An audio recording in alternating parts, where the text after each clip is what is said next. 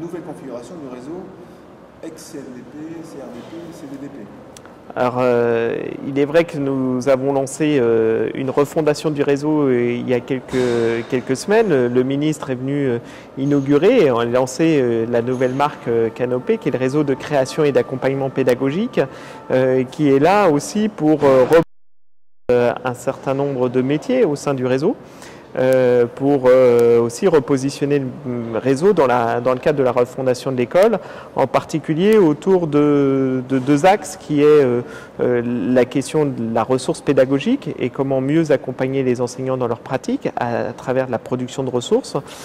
Et donc c'est revisiter notre politique éditoriale, revisiter notre politique de production de services aussi associée à ces contenus. Et donc l'enjeu pour nous aujourd'hui, c'est là encore de se mettre dans une autre posture en tant qu'éditeur et de pouvoir répondre aux attentes des enseignants autour de la pratique, l'évolution de la pratique pédagogique. Donc ça veut dire quoi? Ça veut dire qu'on est en train de là remettre à plat cette politique éditoriale. Aujourd'hui, il y avait pratiquement pas loin de 52 directions de collection dans le réseau, ce qui était, voilà, en termes de... Certes, ça pouvait offrir une vraie diversité, mais une vraie hétérogénéité aussi. Et donc l'enjeu pour nous a été de dire, eh ben, on va reconfigurer tout ça. Donc on a établi 3 univers thématiques qui, on l'espère, vont pouvoir répondre à différents usages. Donc on a un univers éclairé qui doit être dans une logique très réactive. On sait que le temps dans le numérique prend une autre dimension. Donc l'univers thématique éclairé doit nous permettre de réagir par rapport à des questions d'actualité et tout de suite de donner un éclairage par rapport à un thème. Ensuite, on a la dimension maîtrisée, sûrement ce qu'on le sait faire le mieux, c'est-à-dire faire le tour de la question à travers une thématique pédagogique. Et l'enjeu pour nous, là, c'est de pouvoir continuer ce savoir-faire, mais aussi de penser différemment les objets associés par rapport à cette thématique maîtrisée. Et le dernier pilier de cette refondation aussi éditoriale réside sur la question de créer des objets pour agir. Donc c'est agir et de, là aussi, proposer des contenus, des services qui accompagnent les enseignants dans leur pratique. Ça peut aller bien évidemment de la banque de séquences didactiques qui est développée par exemple par le CRDP de Montpellier, qui est une vraie aide, en allant à 50 activités qui est développée par le CRDP de Toulouse et de pouvoir mutualiser en fin de compte tous ces contenus, de faire que ces contenus soient amenés à se parler.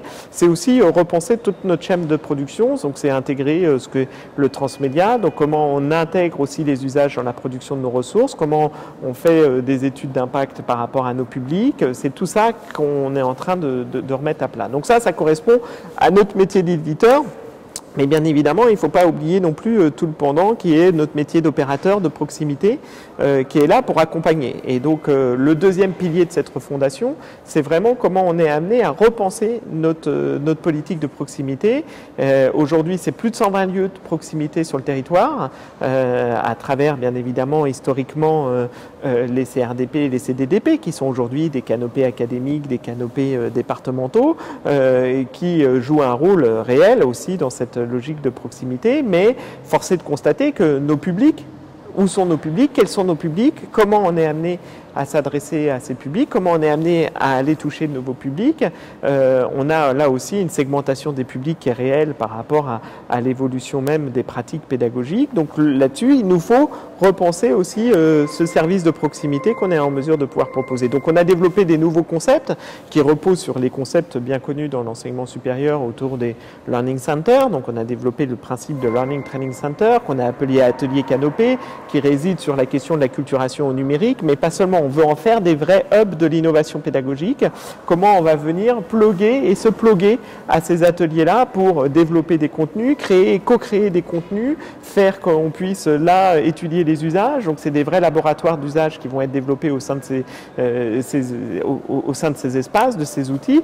Mais c'est aussi penser l'atelier dans une proximité et dans une mobilité. C'est-à-dire qu'aujourd'hui, le numérique offre aussi cette capacité de mobilité. Donc demain, c'est de se dire, on s'installe pendant une semaine dans dans une ville, on va pas descendre le chapiteau, mais pratiquement en disant voilà, on s'installe là et pour toutes les écoles de la circonscription, et ben on arrive et on leur dit on offre un certain nombre de services, on va faire de la formation sur des questions numériques, sur des questions liées à l'innovation, on va pouvoir offrir aux enseignants la possibilité de créer et on va leur donner des outils pour créer leurs cours, voilà, on va les accompagner et ce temps fort là qu'on va être amené à créer, et on sera sûrement aussi à penser ce temps fort avec d'autres publics tels que les parents, vont nous permettre là aussi de repenser totalement la proximité autour du numérique.